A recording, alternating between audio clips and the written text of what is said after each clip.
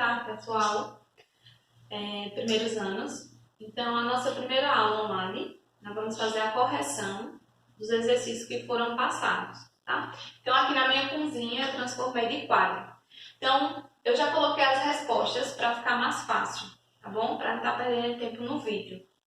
Então, o questionário primeiro, que vai ser corrigido, é sobre equipamentos de laboratório, tá? Algumas turmas viram essa aula e outras não deu tempo.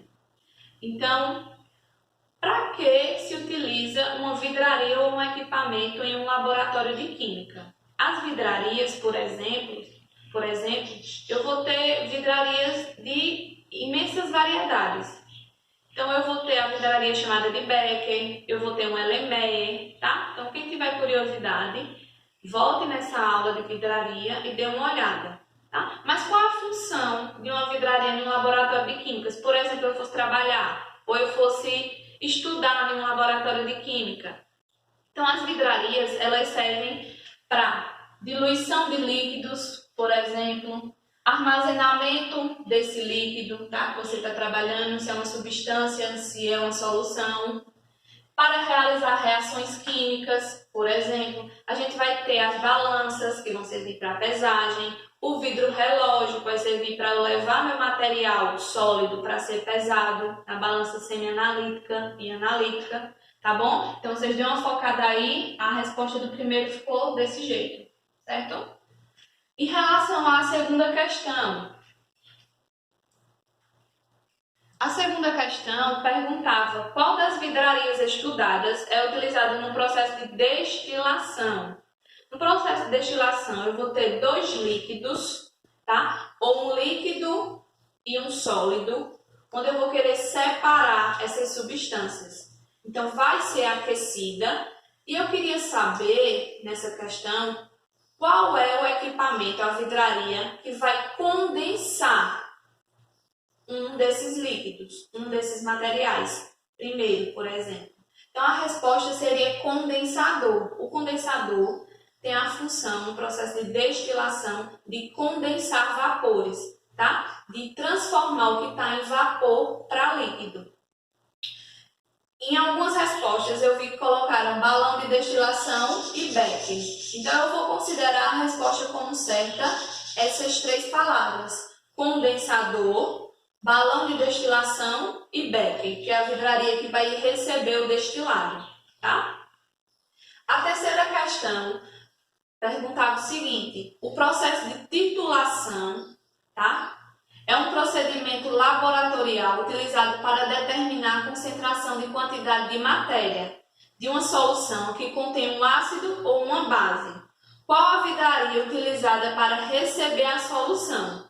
Nesse caso do processo de titulação, já não é o Becker, tá? Aqui é no processo de destilação.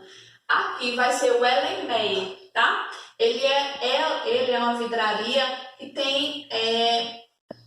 O começo dele é mais achatadinho em relação ao Becker. Deixa eu desenhar um Becker aqui para vocês verem.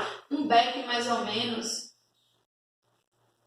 seria nesse formato, tá? O Becker seria nesse formato. Já o Erlenmeyer, a boca dele é mais estreita. Então, ele é utilizado no processo que a gente chama de titulação, certo? Então, a terceira questão, a resposta ficaria Erlenmeyer, tá? Quarta questão. A quarta questão, ela pergunta qual a importância dos EPIs dentro de um laboratório. Para quem não assistiu a aula, não deu tempo, né? Que a gente saiu assim de repente. Então, EPI é equipamento de proteção individual. Quando você vai fazer alguma manipulação em laboratório, seja ele de química ou qualquer outro, você tem que utilizar os EPIs, que seria o jaleco, que é aquela bata branca, a luva, porque eu posso manipular algum líquido que seja corrosivo, tá bom? Dependendo se for um líquido volátil, que ele passa muito rápido do estado líquido para o vapor, eu tenho que utilizar o óculos. Então, o óculos, não sendo esse óculos de grau, é um óculos específico, é um EPI, um equipamento de proteção individual. Já está dizendo, vai proteger quem está manipulando a solução ou a substância, certo? Então, a resposta ficaria da seguinte forma. A função ou qual a importância dos EPIs é a proteção da pessoa que está manipulando as soluções ou substâncias em caso de algum acidente. Então, por exemplo, você está manipulando alguma solução e acontece de esbarrar e ela ia cair no seu braço, se você não estivesse utilizando, por exemplo, o jaleco. Mas como você está utilizando o jaleco, primeiro essa solução ela vai bater primeiramente no jaleco e não na sua pele. Tá bom? Então, aqui fica a resposta do quarto. Em relação ao quinto, para a pesagem de materiais sólidos é utilizada a balança, que pode ser do tipo semi-analítica ou analítica, tá? Então, balança eu tenho desses dois tipos no laboratório. Quando é semi-analítica, ela é uma balança que ela não apresenta tanta precisão.